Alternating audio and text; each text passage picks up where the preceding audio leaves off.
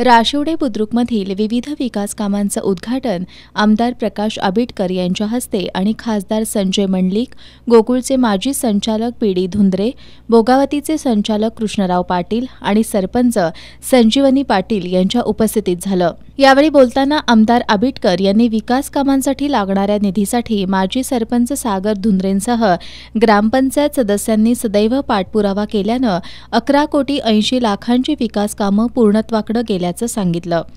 खासदार मंडलिक यांनीही आबिटकरांच्या कामाचं कौतुक करत विकास कामासाठी निधीची घोषणा केली। यावेळी माजी सरपंच सागर धुंद्रे, उपसरपंच अजिंक्य गोनुगडे, राधानगरी तालुका व्यापारी संघटनेचे अध्यक्ष एकनाथराव चौगले, गोकुळचे संचालक अभिजित तायशेटे, विजय बलुगडे, गजानन बिल्ले, माजी सरपंच बी.एन. गोंगाणे, प्रकाश चौगले, अतुल पाटील आदी उपस्थित होते।